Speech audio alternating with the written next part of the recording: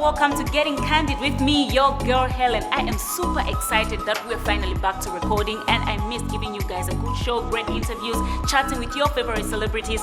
I am super excited that we're here today and very excited about my first guest on the show.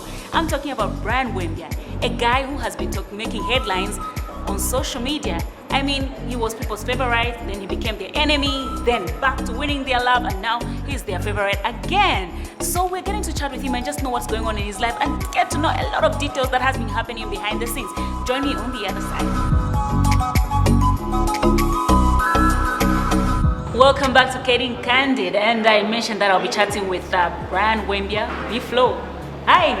Hi, how are you? Good. I think you're one artist where people are getting so used to calling you even by your actual name rather than just calling you B-Flow. A lot of people are getting used to calling you Brian Wembia. Yeah. Do you like it? I do like it, yes. I do like it when people are able to know the real person, meaning that they've taken interest to know the other side of me because they've obviously experienced the musical side for quite a long time.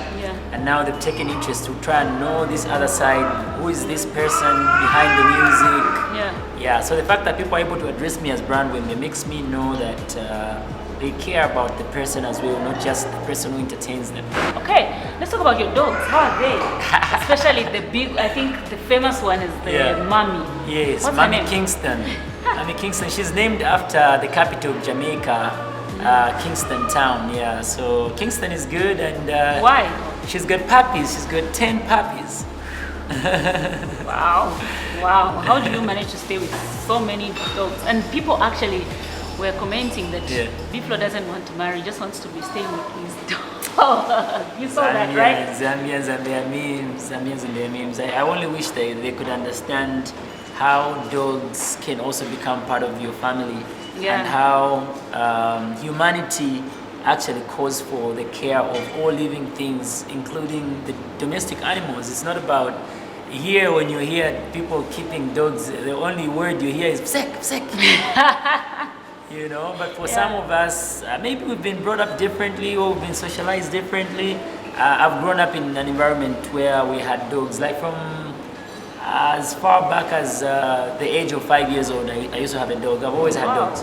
Wow. Okay. Good. But I think it's becoming people's favorite. Yes. It Especially is. Like the breed that I have, Boabu. Yeah. Cool. Nice one. I'll come and visit it one day. You should. You seem scared. Yeah. Those dogs, you have to keep a distance. Yeah. How's your music doing?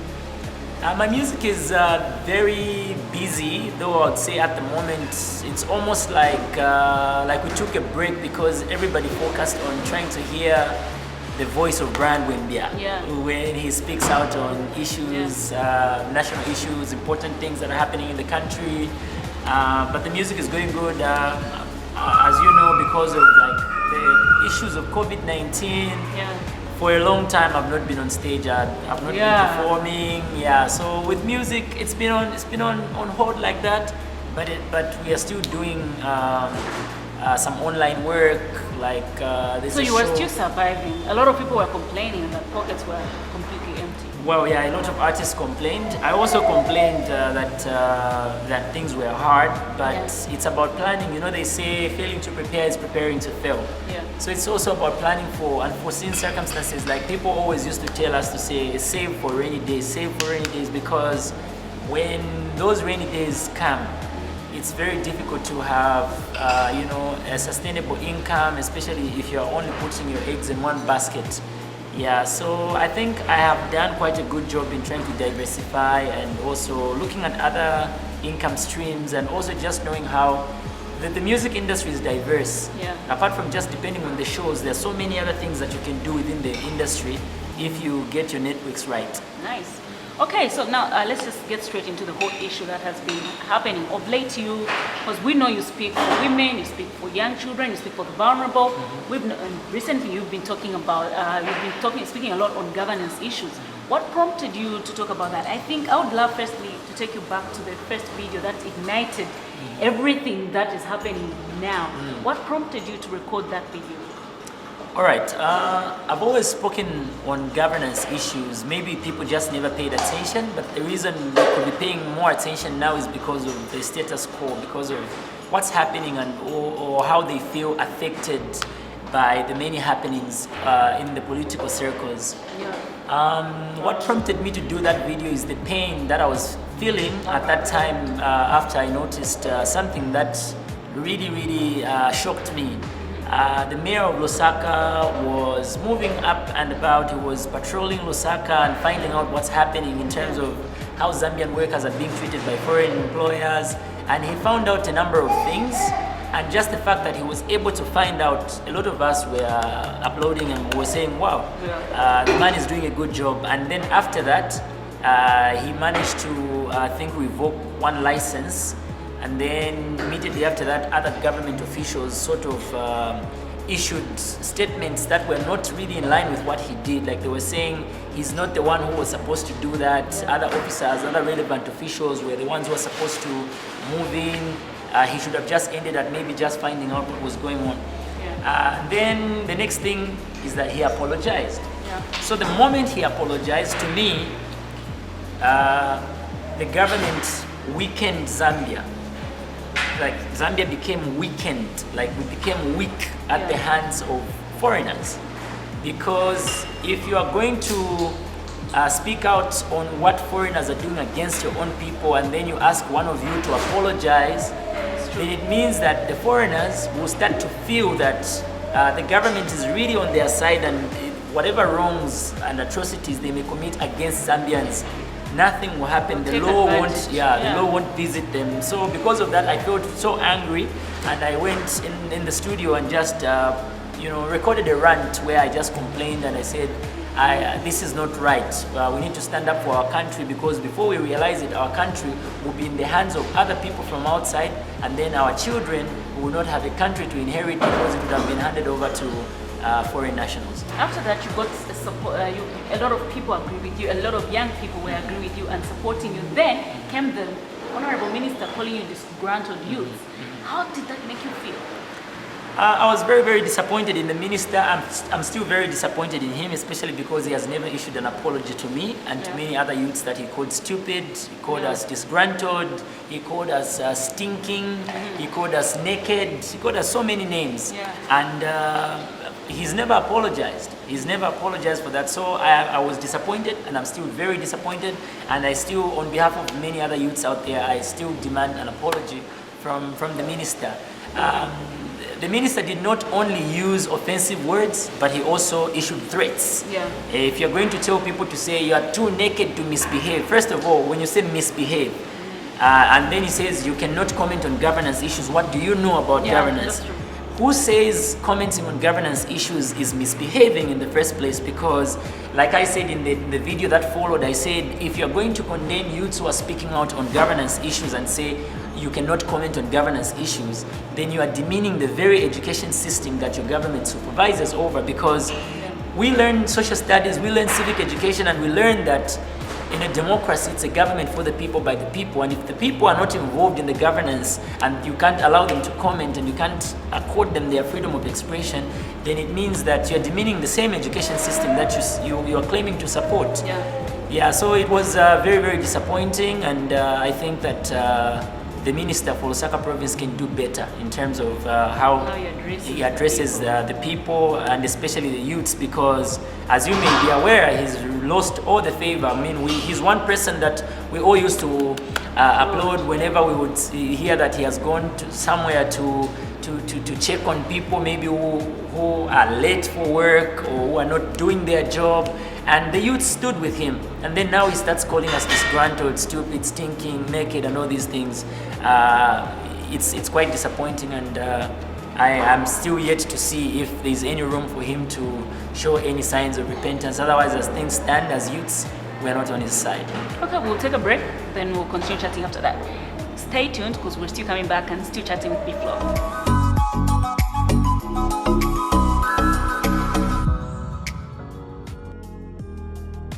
Welcome back. So right now we're taking a break from the questions. We go straight to playing a short game. It's called Get Candid or Get Sour. So get sour means if you fail to answer a question, you have to take a bite.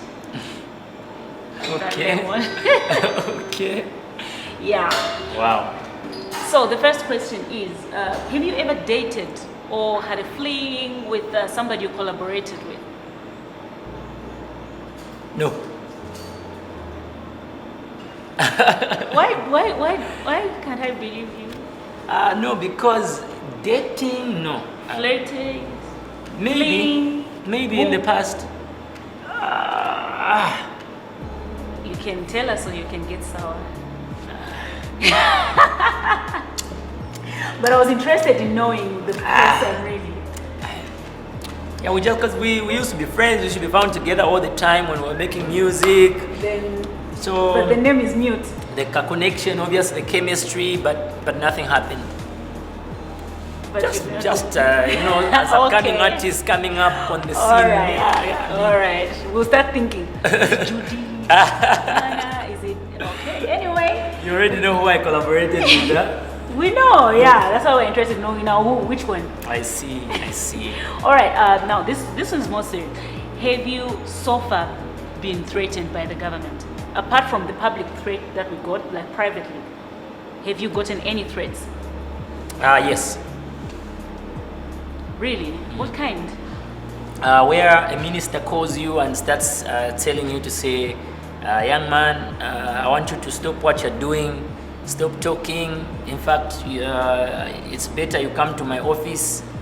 If you want to be speaking, you should be speaking through my office. Oh, wow. Okay, that is it about getting candid. Let's just move back to the question.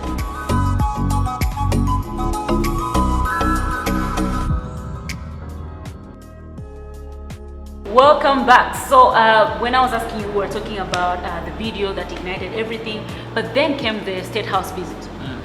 That made your followers feel like you're betraying us. What is going on? What happened? Okay. I know you explained this on your social media, but you can just summarize it quickly for us. All right. So I want to take this opportunity to address my followers and offer another apology because I have an opportunity to do so right now. And I want to say I am deeply sorry for the decision that I made and the miscalculation that I did in terms of making the decision to write a letter without informing my fans, and also deciding to go and deliver that letter without informing anyone. And then in the end, the turn of events ended up being sour and not in my favor, and that really brought about a lot of talk. A lot of people were angry with me, and for that anger that I brought about, I'm so sorry. I pray that I will not be remembered for the anger that I caused, but for the happiness that I caused when I gave you an opportunity to be courageous, when I steered courage among youths for them to speak out and speak for their rights. What happened that day is that politics was at play. And I would say there are people that they call spin doctors. Spin doctors are the people that spin the truth. Their job is to make sure that people believe a certain side of the story and not the truth. And the truth is what I went there for, but what ended up coming out in the media is what the spin doctors made sure that people believed that that's what I went there for. Because in the first place, I did not go to attend any reconciliation meeting. If that were the case, I would have informed people, and also it wouldn't have involved B-Flow alone, because a reconciliation meeting, when you are addressing youths, then you have to reconcile with youths. But in the first place, I also don't believe that there was any conflict between me and the minister for there to be a reconciliation meeting. If there are people that are aggrieved, generally it's the youths. We as the youths collectively, we were offended by the words that he used and the threats that he made, and we all demanded an apology. I did not go there for a reconciliation meeting. What happened was this. When I posted the second video, where I was now responding to the threats, a lot of people commented, and a lot of people called me and advised me to say, so since you're raising very important concerns, how do you think they're going to be addressed? Because it seems that they are not listening. It seems that these people you are talking to, the government, when you speak to them, they take it personal and they are attacking you in their speeches. They're not really responding to issues that you're talking about, if you're So talking they're about, not listening. Exactly. If you're talking about unemployment, they are not addressing that issue. If you're talking about youths not being heard, they're not talking about that issue. They're just talking about you keeping quiet, asking you to keep quiet. So I said, okay, so what steps can I take? And then I was told to say, why don't you actually engage the leaders? Yeah. And I said, oh, I think that's valid advice. So it happened on a Sunday. It was the 7th of June. So I quickly wrote a letter. I typed a letter that Sunday in the evening, where I was simply seeking an audience with the head of state. I was asking for an appointment to go for a meeting, to go and raise two important points. And the 2 points which were in the letter were: one, youth development. And under youth development, I talked about the challenges that youths are facing and why government is not even issuing statements, or why we're not frequently hearing from government to know how those challenges are being dealt with or are going to be dealt with. Then I also talked about, under the same youth development, I also talked about trying to find out what opportunities could be available for youth, because sometimes we can have a situation where maybe opportunities are there, but youths don't know because the communication system maybe is not flowing well. And so that was the second issue under youth development. Then the second issue was the mistreatment of Zambian workers by foreign employers. And these are the two issues that I wanted to sit down with the president and discuss. So when I called a person that I know who works for State House, and I said, what is the procedure if I want to deliver a letter to State House? Is it email? Do I post it? Or how do I deliver it? Then he said, you can actually just bring it to State House. So when I took it there in the morning, the following day, which is Monday the 8th of June, in the morning, in my mind I was thinking I was going to actually leave it at the reception, because even when I called him, he said that they were going in a meeting. But when I got there, then I said, I brought the letter. I called him to say, I brought the letter. He said, oh, actually what you do is just come in. Just come in. I'm telling my secretary right now to clear you so that you come, you are given access, then you come in. And then wait for me after I'm done with the meeting, then we'll come and talk about your letter.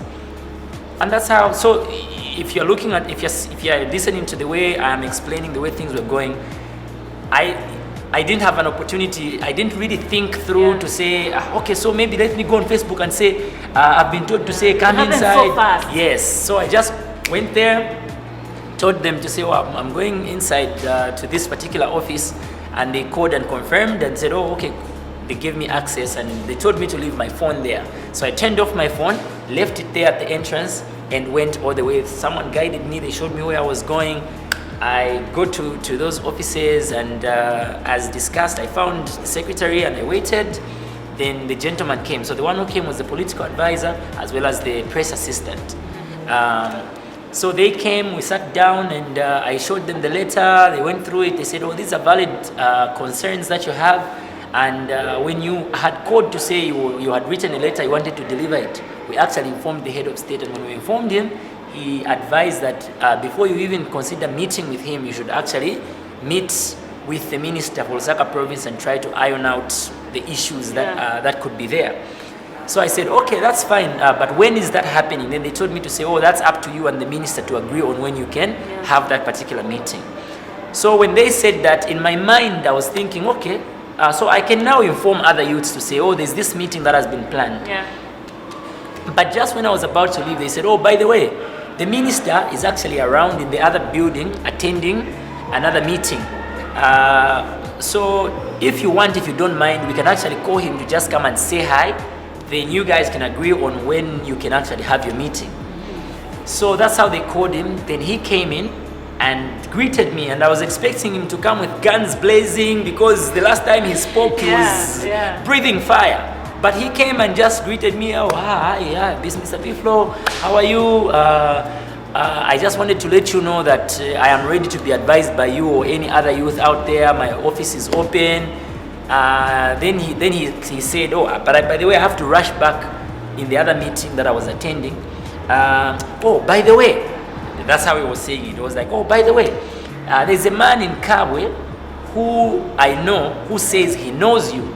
And this man called me and he was telling me to say, yeah, Bowman, why are you holding a whole press briefing to talk to him like that? Why can't you just engage with him and just talk to him like that one-on-one? Then, so he said, so I want us to take a picture so that I can send it to him on WhatsApp, so that he knows that we have met. Oh, so that's how the photo came out. You get it? Yeah. Yeah, so that's how he said it. Now, when he said, let's take a picture, in the other room where the secretary was, suddenly a cameraman appears. All right? Suddenly a cameraman appears by the name of Mr. Eddie Mwanaleza. I don't remember ever seeing him the time I entered myself, so meaning that they came together. Yeah. So in his mind, the minister's mind, they had already planned to say he wanted to take a picture. Yeah, so that's how they took the picture. As he said bye and I said bye to the other two gentlemen, and I was about to leave now to walk back to where the car was.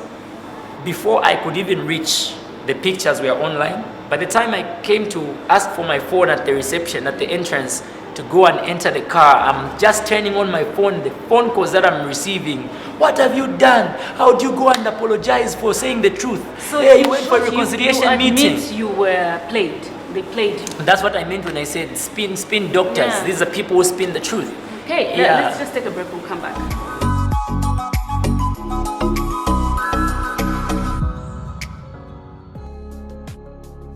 Welcome back. So, Biflo, as we're chatting right now, today we're recording this program, another outspoken youth has been detained by the name of Chela Tokuta, as we're chatting right now.